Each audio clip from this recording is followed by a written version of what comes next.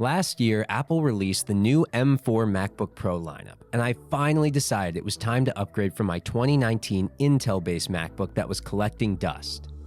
I had been doing all of my creative work on my Windows desktop, but as I had recently upgraded to a 4K camera, I was finding my Windows machine falling short.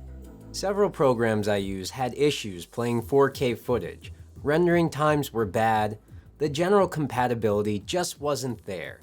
Beyond those software issues, I also found myself at home less and wishing I could get some work done on the go, rather than always being tied to my home desktop.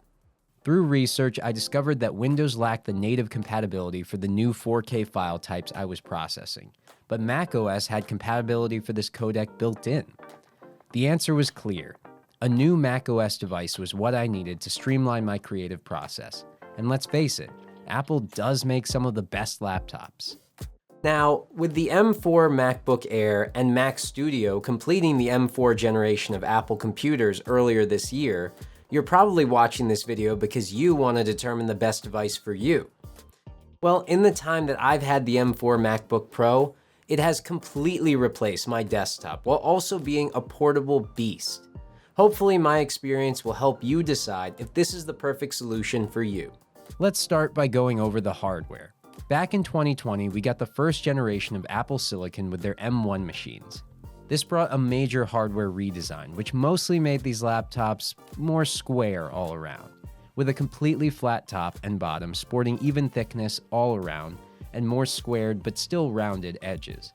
With the exception of the Touch Bar, which was lost when the M3 series released in 2023, the MacBook Pro hasn't received much of a design update at all. Coming from the 2019 design, this has still been a huge design upgrade for me. But if you're already using Apple Silicon, it might not feel very different to you. The body is still made of a single and very solid feeling piece of aluminum. With the 14-inch model like I have, you get a 14.2-inch mini LED display with a resolution of 3024 by 1964 pixels, which in a screen this size gives you just about 4K, even though technically it falls short a few pixels. The screen also reaches a standard brightness of 1000 nits and includes Apple's ProMotion adaptive 120Hz refresh rate.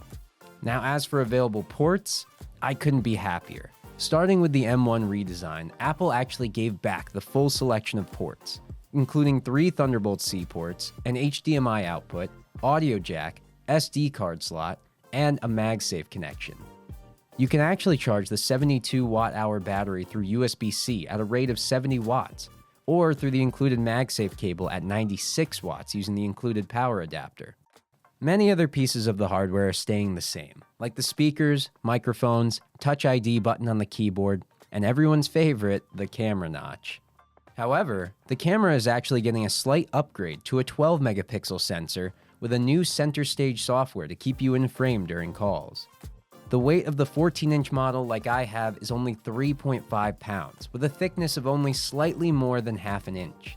The hardware changes of the M4 series are overall minor, but the internals have seen an impressive boost in performance, especially when you compare models older than one generation.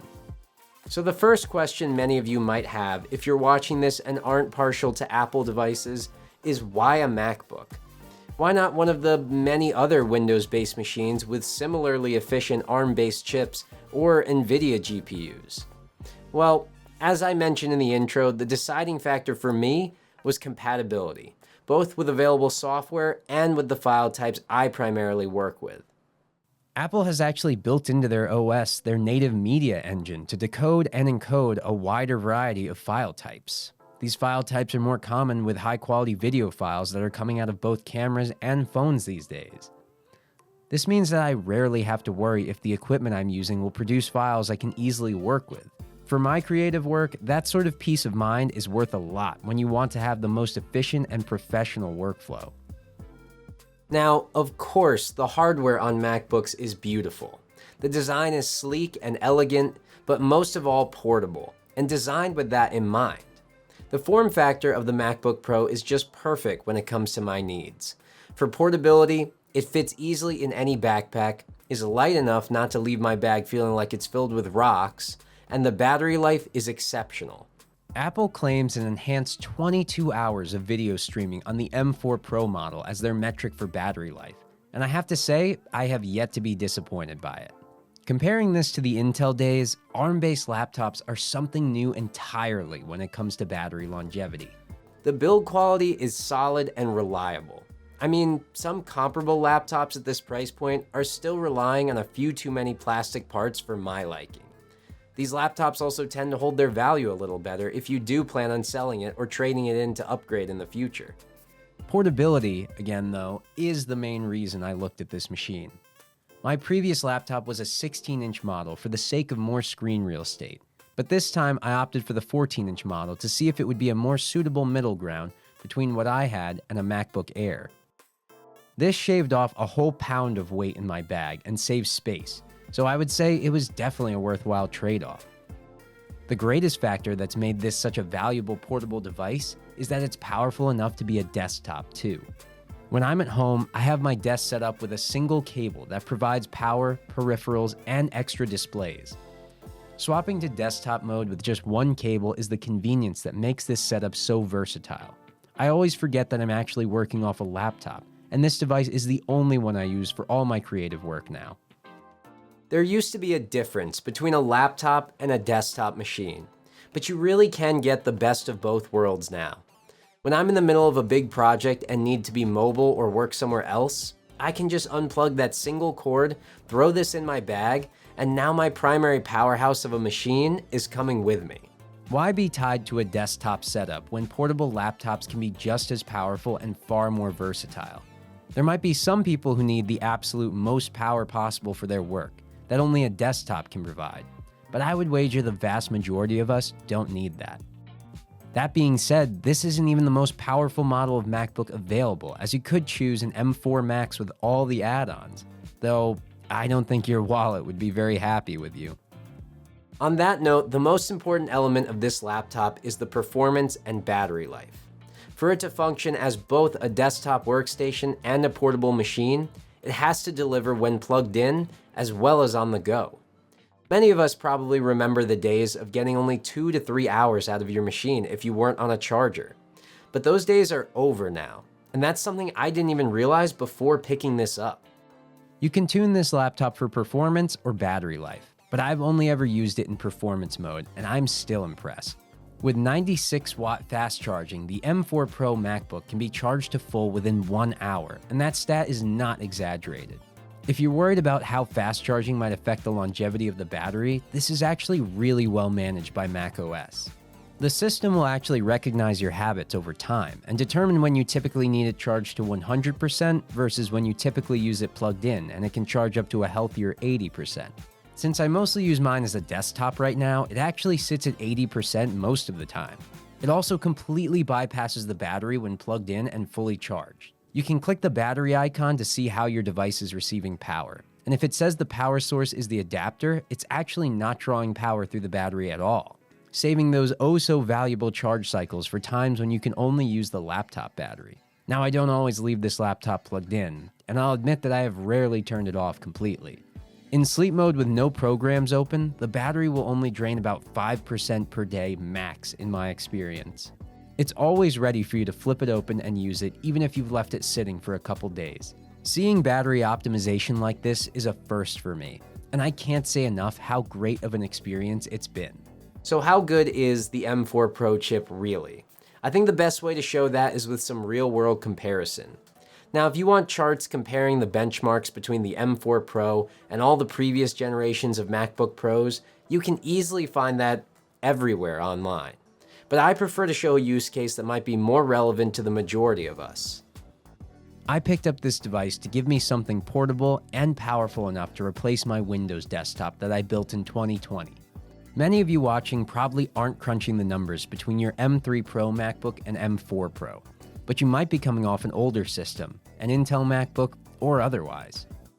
So I'm going to compare the fluidity and exporting speeds of my Windows machine with this M4 Pro MacBook Pro using two very popular Adobe applications, Lightroom and Premiere Pro.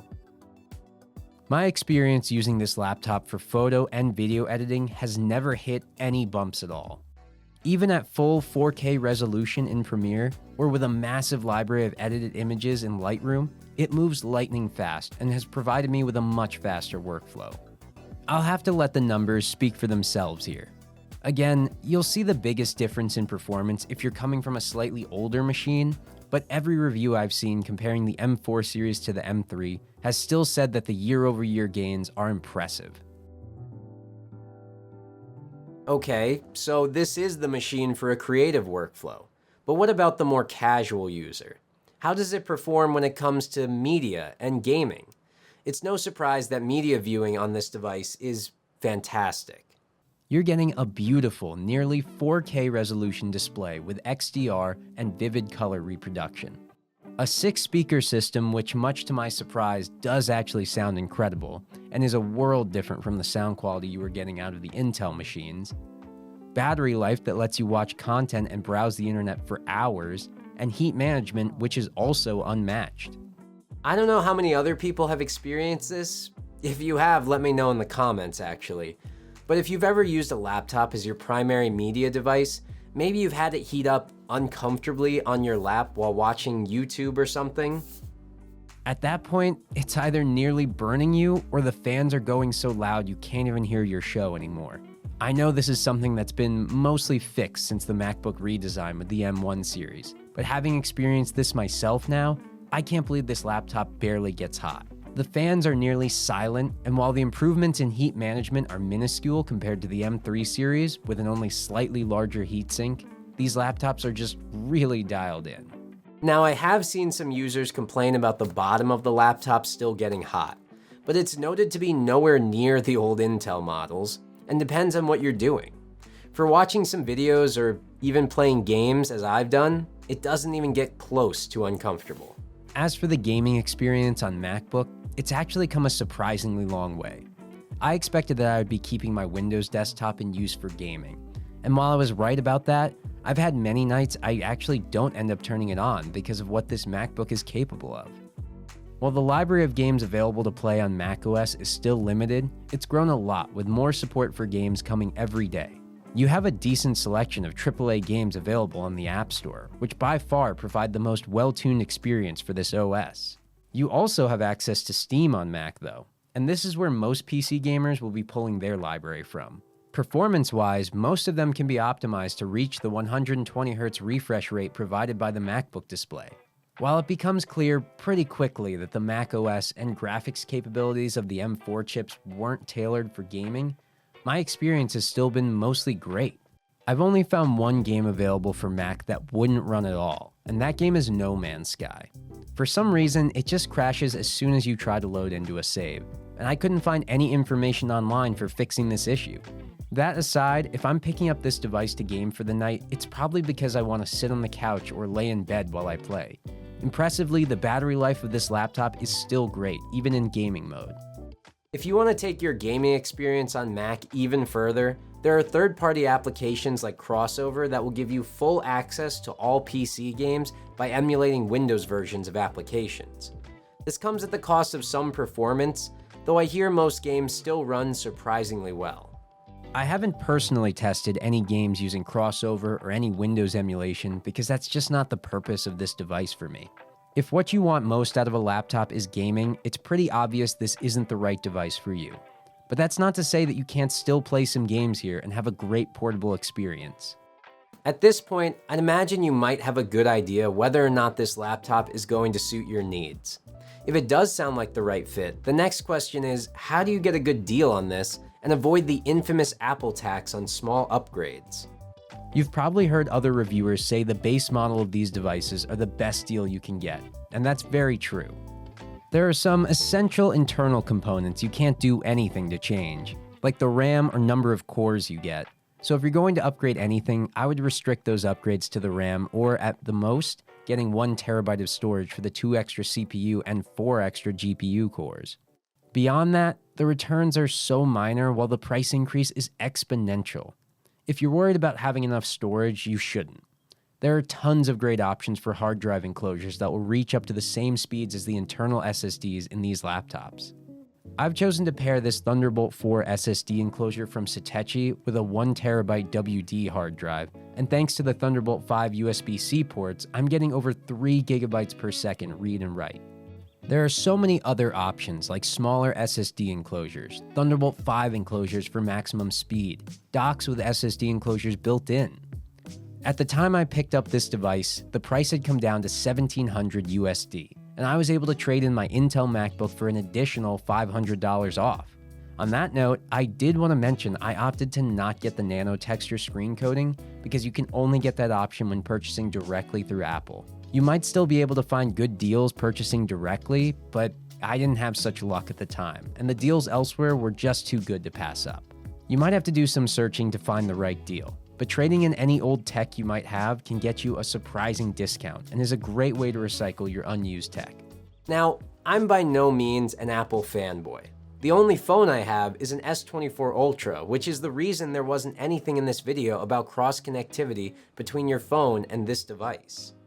I know that if you have an iPhone, there is some great continuity between devices, and even the iPhone mirroring feature, which looks like it could be useful. I know if you're a coder, this is a great laptop to have when designing apps for iOS, of course. Although macOS lacks native wireless file transfer to anything other than an Apple device, there are great free apps for solving that issue, like Local Send. If I'm transferring large projects though, I actually use that smaller SSD enclosure I showed earlier to transfer files very quickly between this laptop and my phone or Windows PC. As an Android user, I haven't found any deal-breaking lack of features, even though a workaround is sometimes necessary. You might have also noticed I didn't cover anything on Apple Intelligence. While there are a few interesting features offered thanks to Apple Intelligence, I haven't found myself using it much at all. This is definitely due in part to the fact that I don't have an iPhone. Some of the most useful Apple Intelligence features are powered by continuity between your phone and laptop, like a more intuitive iMessage and smart photo library searching. These new AI features were clearly made for those who are deep in the Apple ecosystem, which should tell you all you need to know. I'd assume many other watchers aren't making their decision for this laptop based on the AI functionality. But at least Apple Intelligence has brought us the now higher base RAM of 24 gigabytes over last generation's 18 gigabytes. So, my final thoughts on the M4 Pro MacBook Pro. The price to performance you're getting here truly is as good as they say. And when you take into consideration discounts and trade-in deals, it makes it hard to recommend anything else in the M4 lineup. If you're someone who doesn't need quite as much power out of their machine, there are a few other devices in the M4 lineup that will save you a few dollars. The base model Mac Mini or new M4 MacBook Airs are some of the best deals in tech right now. If you want the best price to performance out of a machine that can be both your laptop and desktop, however, I still recommend the M4 Pro MacBook Pro. These laptops are built for longevity with their robust build and great battery performance. They're devices I could really see myself getting 5 years out of from purchase. In fact, the number one thing I hear from the community is that most people are still getting such great performance out of their M1 MacBooks that they won't be upgrading for years to come still. For me, this laptop has defeated the need for a desktop for creative work, as it provides enough power to do everything while still being a portable powerhouse. Unless your priority is gaming, this is a laptop that fits the needs of almost everyone. And for that, I can only say to Apple, well done. If you stayed until the very end of this video, thank you again for listening to my thoughts, and I hope you've enjoyed my second full review. Everything shown in this video will be linked in my description, and using those links also helps to support this channel and bring new videos even sooner. Please don't forget to like and subscribe, as I have a lot more reviews coming soon. And take care.